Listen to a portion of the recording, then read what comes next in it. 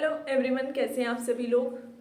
मैं उम्मीद कर रही हूँ कि सभी लोग काफ़ी बढ़िया होंगे और काफ़ी हंसी खुशी के साथ आप लोगों ने अभी जो आपका नेक्स्ट गोल रहने वाला है उसके लिए प्रिपरेशन करना स्टार्ट कर दिया होगा। तो आज मैं आप लोगों के लिए काफ़ी हेल्पफुल सा वीडियो लेकर के आई हूँ, जिनसे देख करके आपको कहाँ से शुरुआत करनी है, किन चीज़ों के ऊपर आपको सबसे पहले ध्यान देना चाहिए। शायद वो चीज़ें करने में आपको थोड़ी बहुत आसानी रहने वाली है। तो आज मैं क्या करने वाली हूँ, मैं अपना पेपर लेकर के बैठी हूँ। इस बार का जो मेरा पेपर था उसका हम लोग एनालिसिस करेंगे कि भाई इस वाले पेपर में हमारी जो स्ट्रेंथ थी वो क्या थी और जो सबसे बड़ी वीकनेस थी वो क्या थी। क्योंकि जब तक हमें अपनी कमियां नहीं पता चलेंगी तो हम उनको जाहिर सी बात है सुधार भी नहीं कर पाएंगे। और अभी हमारे पास काफ़ी ज़्यादा टाइम है, क्योंकि अभी एग्ज़ाम का हम कुछ बोल नहीं सकते कि कब क्या होगा। अगर थोड़ा सा अनुमान लगाया जाए तो आई थिंक एग्ज़ाम फरवरी से पहले तो देखने को बिल्कुल भी नहीं मिलेगा। तो स्टार्टिंग के जो 2 मंथ हैं, 2 या ढाई मंथ हैं, उनमें हम जिन पार्ट में हम बिल्कुल कमज़ोर थे, जो पार्ट हमें बिल्कुल भी नहीं आता था, जिसकी प्रिपरेशन करने से हम लोग घबरा रहे थे, तो ये सही टाइम है कि हम उस पार्ट को क्या करें, मजबूत बनाएं। उसको पहले हम अच्छे से तैयार कर लें। इसके बाद हम अपनी जो तैयारी है वो और भी बेहतर तरीके से कर पाएंगे। क्योंकि हमें हमेशा उसी चीज़ के कारण हम पीछे रह जाते हैं जिस पार्ट को हम कभी तैयार करके जाते ही नहीं हैं। जैसे अभी अगर 2022 की बात करें तो उस टाइम पे मैंने प्रिपरेशन करना स्टार्ट ही किया था। पहला पेपर था जो फर्स्ट ग्रेड का। तो उस टाइम पे ऐसे वीडियोस देखते थे टीचर्स के कि भाई तैयारी कैसे स्टार्ट करें, फर्स्ट पेपर को कैसे तैयार करें। तो ज़्यादातर जो स्टूडेंट थे उनसे यही सुनने को मिलता था कि आप क्या करें कि जो इंग्लिश है उसको आप छोड़ सकते हैं, मैथ अगर नहीं आता तो उसको आप छोड़ सकते हैं। तो हो सकता है कि उस टाइम के पेपर के हिसाब से वो राय उनकी सही भी हो, लेकिन अभी अगर हम वो चीज़ें छोड़ देंगे तो हमारे लिए 40% लाना भी गले की फांस बन जाएगी। क्योंकि इस वाले पेपर में जीके में तो इतनी उथल पुथल मचा दी गई थी कि समझ में ही नहीं आ रहा था कि क्वेश्चन आ कहाँ से रहे हैं। ठीक है, तो अगर हम उन सब्जेक्टिव पार्ट को अगर हम थोड़ा सा स्ट्रॉन्ग बना लें, जैसे हिंदी हो गया, इंग्लिश हो गया, मैथ हो गया, साइंस हो गया, तो इनको मुझे लगता है कि इनमें हम ज़्यादा सुधार कर सकते हैं बजाय राजस्थान जीके के। क्योंकि जीके के क्वेश्चन तो कहीं से भी कुछ भी आ रहा है। क्योंकि जीके की कोई भी सीमा नहीं है, कोई भी लिमिट नहीं है, कोई भी ऐसी बुक नहीं है जो हमें ये बता सके, जो ये दावा कर सके कि सारे क्वेश्चन यहाँ से आए हैं और उस एक बुक को पढ़ करके हम अपना स्कोर बढ़िया बना लें। ऐसा नहीं हो सकता है। तो जीके के लिए तो हमें मतलब जो भी, चलो अभी वर्तमान के हिसाब से जो चीज़ें अच्छी बुक बताई जा रही हैं हम उन्हीं पे डिपेंड हो सकते हैं। क्योंकि इस बार एनसीईआरटी में से भी मुझे लगता है कुछ नहीं आया। और जो बढ़िया से बढ़िया बुक थी, ठीक है, जिनकी सबसे बेस्ट परफॉर्मेंस थी, उन बुक में से भी इतना कुछ आया नहीं था। थोड़े बहुत क्वेश्चन थे जो नॉर्मली हर बुक में थे, लेकिन जो आधा जीके था उसका कोई आइडिया ही नहीं था। क्योंकि उसमें इतने डीप और इतने घुमा करके इतने कन्फ्यूजिंग क्वेश्चन पूछ लिए गए थे। तो इस बार मैंने आज के वीडियो में मैं क्या करने वाली हूँ, मेरे पास क्या है, मेरा 2022 वाला जीके का पेपर है और एक मेरा 2025 वाला जीके का पेपर है। तो सबसे पहले मैं यहाँ पे थोड़ा सा कंपैरिजन भी करने वाली हूँ कि 2022 के पेपर में मेरी क्या कमियां थी और 2025 के पेपर में उसकी हम बाद में बात करेंगे कि भाई यहाँ पे मैंने क्या कमियां देखी और फिर उनको मैंने किस तरीके से तैयार किया, क्या मैंने थोड़े से चेंजमेंट किए। तो सबसे पहले मैं आपको अपना स्कोर भी बताऊंगी कि 2022 के जीके के पेपर में क्या स्कोर था। बट उससे पहले हम एक बार थोड़ा सा एनालिसिस कर लेते हैं, क्वेश्चन वगैरह को देख लेते हैं। तो हिस्ट्री की अगर बात करें, हिस्ट्री में उस टाइम पे भी मैंने 9 के आसपास क्वेश्चन सही किए थे। 2-3 क्वेश्चन मेरे गलत थे और 2-3 क्वेश्चन मैंने अटेम्प्ट नहीं किए थे। अब ज्योग्राफी की अगर बात करें तो मेरे 7 क्वेश्चन सही थे, 1 क्वेश्चन गलत था और 2 क्वेश्चन मैंने किए नहीं थे। ज्योग्राफी हमेशा से ऐसा सब्जेक्ट रहा है जिसको मैं सबसे ज़्यादा टाइम देती हूँ। पता नहीं क्यों मुझे ज्योग्राफी का इतना रहता है कि भूल जाएंगे, ज्योग्राफी याद नहीं आएगी, इस वजह से मैं उससे सबसे ज़्यादा घबराती हूँ और सबसे ज़्यादा टाइम देती हूँ। लेकिन एग्जाम हॉल में इसका उल्टा होता है कि जियो का ही स्कोर ऐसा, मतलब मेरा सबसे बढ़िया स्कोर मेरे को देखने को मिलता है ज्योग्राफी में, कि अभी भी इसमें 7 क्वेश्चन सही हैं और इस बार भी मेरे 7-8 क्वेश्चन सही हो गए थे ज्योग्राफी में। पॉलिटी की अगर बात करें तो पॉलिटी की तैयारी एकदम बकवास थी मेरी पिछली बार। बिल्कुल हल्के से हल्के मैंने नोट्स बना रखे थे और उन्हीं नोट्स को रट करके मैं एग्ज़ाम देने चली गई थी। तो जिस वजह से मतलब बिल्कुल भी ऐसा स्कोर नहीं था। केवल 2 क्वेश्चन मेरे सही थे और 2 क्वेश्चन मेरे गलत थे और 1 क्वेश्चन मैंने अटेम्प्ट नहीं किया था। ये तो चलो नॉर्मल हो गया, इसको हम ज़्यादा बेस्ट भी नहीं बोल सकते और ज़्यादा बुरा भी नहीं बोल सकते। ये नॉर्मल था उस टाइम, क्योंकि पहली बार जीके पढ़ा था और इतना ज़्यादा मतलब ये नहीं था कि काफ़ी खतरनाक मेरे को जीके आता। हाँ, नॉर्मल आता था, एवरेज स्टूडेंट की तरह मैंने एवरेज जीके में परफॉर्म किया था। लेकिन जो मेरी वीकनेस थी, सबसे ज़्यादा जो मेरा वीक पार्ट था, अब वो आ रहा है, और वो मैथ, हिंदी और इंग्लिश। सबसे वर्स्ट जो पार्ट था, सबसे बेकार था वो यही वाला पार्ट था।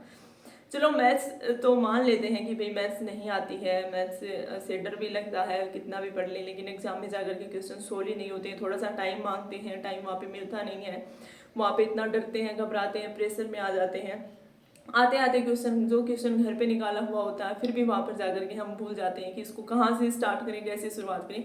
मैं अपना बता रही हूँ, मेरे साथ ऐसा होता है क्योंकि मैथ्स जब मैं घर पे पढ़ती हूँ तब मेरे को ऐसा लगता है कि हाँ शायद मैं कर लूँगी, घर पे क्वेश्चन हो जाते हैं, वहाँ पे जाकर के मैं भूल जाती हूँ कि मैं क्वेश्चन को देखती मैं सोचती हूँ अब मैं इसको कैसे निकालूँ, कहाँ से स्टार्ट करूँ मैं इसको निकालना, और फिर बस मेरा दिमाग बिल्कुल ब्लैंक, मैं गुणा भाग करना भूल जाती हूँ, फिर मेरे कुछ नहीं आता। बट हिंदी इंग्लिश की अगर बात करें, इंग्लिश को मैंने उस टाइम पे पढ़ा नहीं था, तो मैंने जो टीचर्स हैं उनकी राय मान करके कि चलो कोई नहीं पढ़ रहा तो फिर मेरे को पढ़ने की क्या जरूरत है, हम भी छोड़ देते हैं, क्यों माथापच्ची करनी इंग्लिश में। और हिंदी में मैं ओवर कॉन्फिडेंट हो गई थी, क्योंकि उससे पहले रीट की तैयारी की थी, तो रीट में मेरी अच्छी पकड़ बन गई थी हिंदी पे। तो मेरे को लगा कि हाँ चलो हिंदी तो अपने को आती है, हिंदी से क्या घबराना, हिंदी को तो हम ऐसे भी कर लेंगे। लेकिन यही मेरी गलतफहमी थी, वहाँ पर जाकर के मेरा केवल एक क्वेश्चन हिंदी का सही हुआ था, दो क्वेश्चन अटेम्प्ट किए थे, एक क्वेश्चन सही हुआ था, एक क्वेश्चन गलत हुआ था, और 3 मैंने किए नहीं थे। और इंग्लिश में मैंने सोचा पूरे इंग्लिश के 5 क्वेश्चन को तो क्या छोड़ेंगे, चलो एक आधे क्वेश्चन का रिस्क ही ले लेते हैं, क्या पता बालाजी महाराज की कृपा से एक क्वेश्चन मेरा सही हो जाए। बट ऐसा हुआ नहीं, मैंने एक क्वेश्चन अटेम्प्ट किया था अपना पूरा ब्रेन का यूज़ करके 200%, बट वो क्वेश्चन भी मेरा गलत हो गया। तो अभी अगर आप मेरा हिंदी इंग्लिश का स्कोर देखें, केवल एक क्वेश्चन सही था, 10 में से केवल एक क्वेश्चन सही था। मतलब इससे बुरा और क्या ही होगा कि ये एक बच्चा इस तरीके से उसकी हिंदी इंग्लिश तैयार है और फिर वो अपने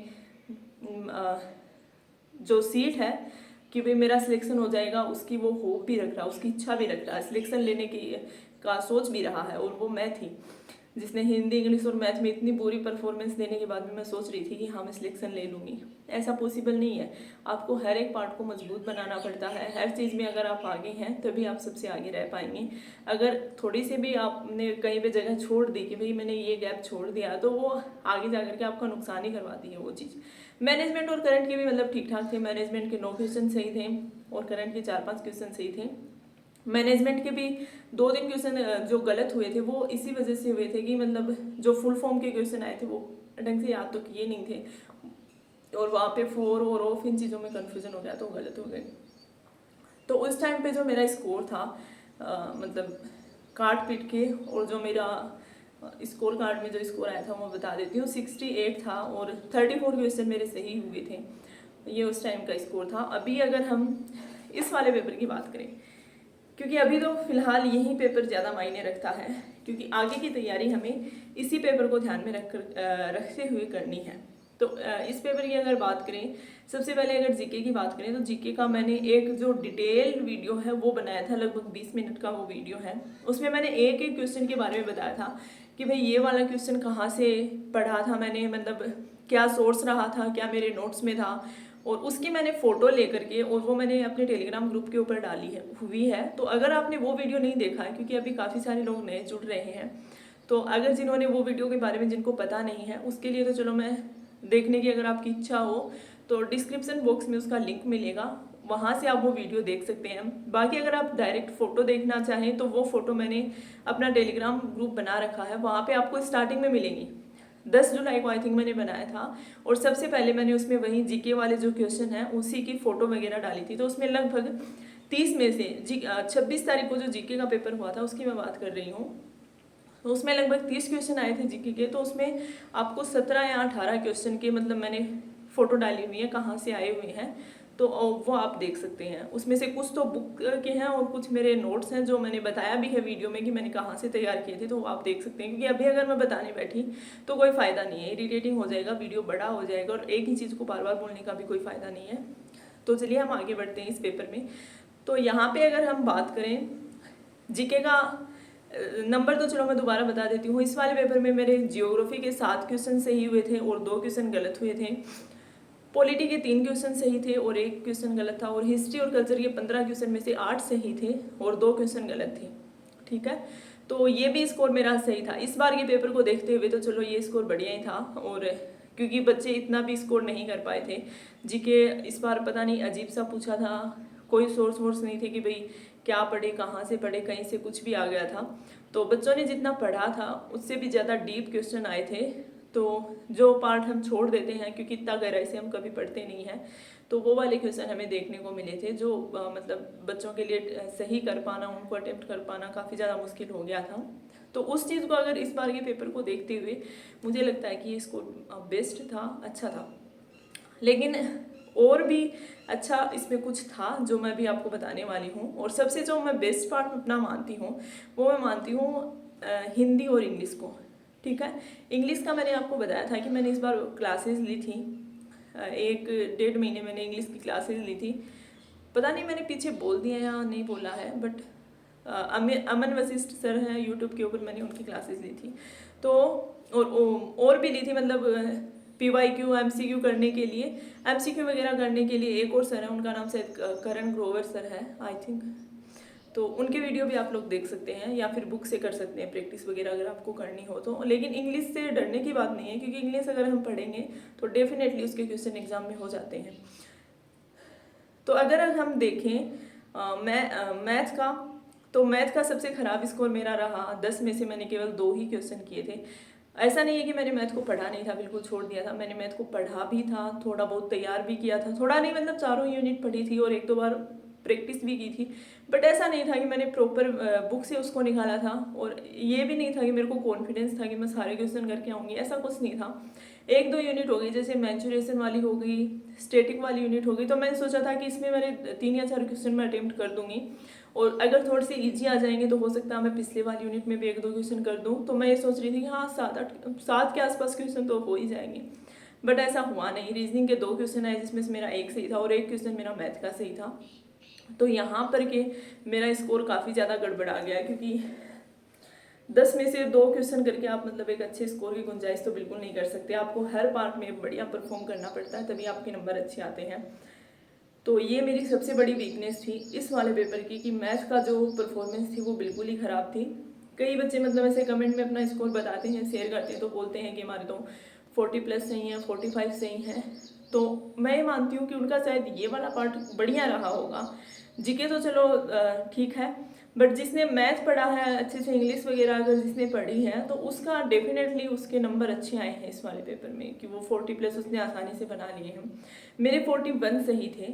अगर मेरा मैथ वाला भी पोर्शन अगर और होता, बढ़िया मजबूत होता, तो डेफिनेटली 47 या 48 क्वेश्चन हो जाते, और मेरे कट पिट के 42 के आसपास या 41 के आसपास मेरे क्वेश्चन मतलब 40+ बच जाते, जो कि अभी 35 के ऊपर आ गए हैं। वो इसी वजह से, क्योंकि मेरा मैथ वीक था।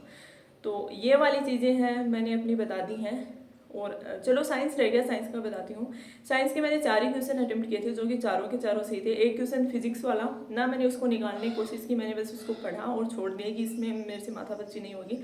तो मैंने 4 ही क्वेश्चन किए थे केमिस्ट्री और बायोलॉजी के, जो कि मेरे चारों ही सही थे, केवल 1 क्वेश्चन गलत हुआ था।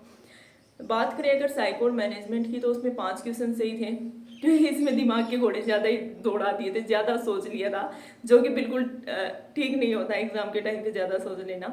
इस वजह से 5 सही थे और 3 या 4 क्वेश्चन मेरे गलत हो गए थे, जो कि मतलब ख़राब ही था चलो, क्योंकि आई थिंक साइको और मैनेजमेंट में सबके 6 या 7 क्वेश्चन तो सही हुए ही हैं, बट मेरे नहीं हुए।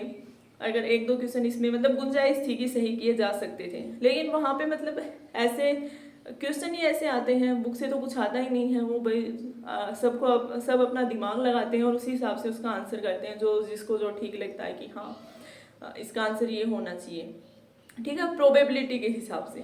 उसका फिक्स आंसर मुझे नहीं लगता किसी को पता होता है। तो भाई मेरी प्रोबेबिलिटी थी वो गलत साबित हो गई, और कुछ की सही हो गई, तो उनके 6-7 क्वेश्चन सही है।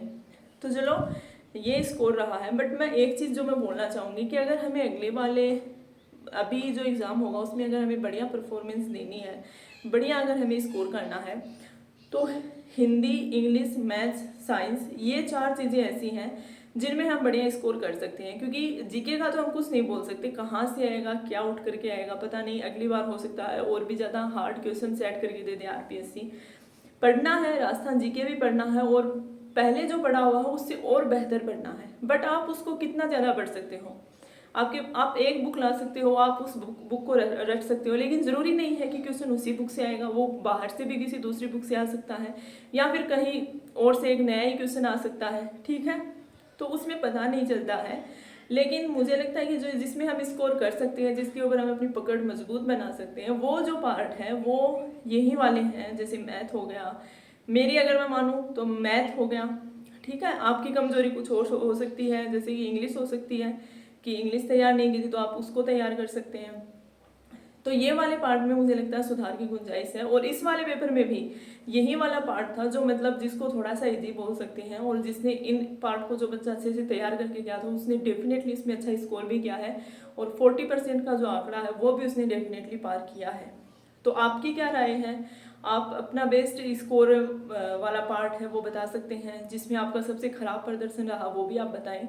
और इसी तरीके से आपको भी अपना पेपर लेकर के बैठना है और उसका एक प्रॉपर एनालिसिस करना है कि कहाँ पे दिक्कत आई थी, कौन से पार्ट को नहीं पढ़ा था, क्या छोड़ दिया था, उसी चीज़ को सबसे पहले पढ़ें, ठीक है। अभी जीके के ऊपर आप डिपेंड नहीं हो सकते कि मैंने जीके को इतना ज़्यादा पढ़ लिया है और इसमें मैं बढ़िया स्कोर कर लूँगा, कुछ नहीं समझ में आता है।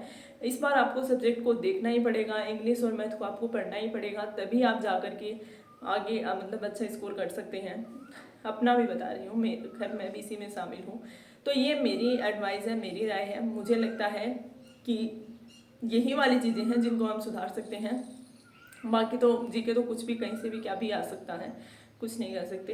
तो आप देखें, अपनी रिसर्च करें, अपने खुद के पेपर का एनालिसिस करें, कुछ आप दूसरों के एक्सपीरियंस का सहारा ले सकते हैं, बट आप जल्दी से जल्दी डिसाइड करें। और अभी हमारे पास टाइम है कि हम अपनी कमियों को बखूबी सुधार सकते हैं, उनमें थोड़ा सा इम्प्रूव कर सकते हैं। और जो अपने वीक पार्ट है उनको डेफिनेटली हम थोड़ा बहुत, ज़्यादा नहीं, प्रॉपर 100% ना सही तो उनमें थोड़ा बहुत तो इम्प्रूव कर सकते हैं। 30 to 40% हम इम्प्रूव कर सकते हैं, वो भी हमारे लिए बढ़िया ही बात होगी। क्योंकि अगर हम ऐसे पार्ट को कि जिसमें 10 क्वेश्चन आ रहे हैं और उसको पूरा का पूरा छोड़ के जा रहे हैं भगवान भरोसे, तो फिर हम अपने सिलेक्शन की गुंजाइश भी नहीं कर सकते कि मेरा सिलेक्शन हो जाएगा। इतने बड़े पार्ट को छोड़ना एक बड़ी बात होती है।